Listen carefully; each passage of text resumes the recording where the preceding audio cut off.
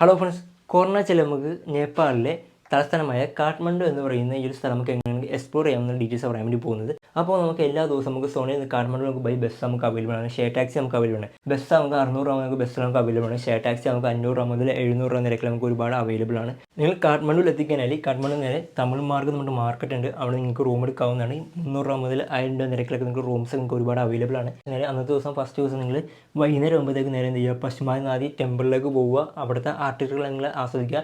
അതിനുശേഷം അവിടുത്തെ ആരതി നടക്കുന്നത് അതെല്ലാം കാണുക. അതിനുശേഷം നേരെ തിരിച്ച് നിങ്ങൾ റൂമിലേക്ക് വരിക.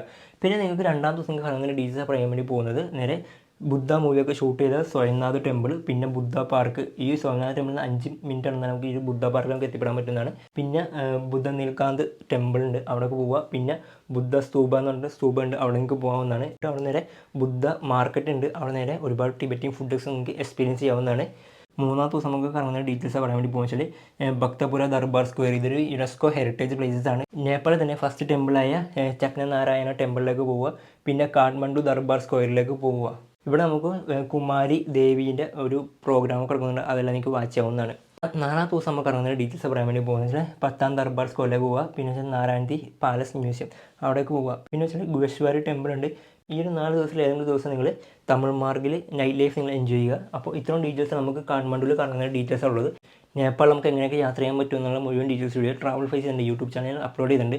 അപ്പോൾ ആ ഒരു വീഡിയോയുടെ ലിങ്ക് എന്തെങ്കിലും പ്രൊഫൈൽ ഞാൻ ബയോയിൽ കൊടുത്തിട്ടുണ്ട്, നിങ്ങളായിട്ട് വീഡിയോ കാണുക, സപ്പോർട്ട് ചെയ്യുക. അപ്പോൾ ഈ വീഡിയോ എനിക്ക് ഇഷ്ടപ്പെട്ടാൽ നിങ്ങളുടെ സുഹൃത്തുക്കൾക്ക് ഈ വീഡിയോ ഷെയർ ചെയ്യുക, കൂടി തന്നെ ഫോളോ ചെയ്യുന്നതിനെ കൂടി കൊടുക്കുക. അപ്പോൾ എന്തെങ്കിലും അടുത്തൊരു നേപ്പാളിൻ്റെ ഇൻഫർമേഷൻ വീഡിയോ കാണാം. Okay, bye bye.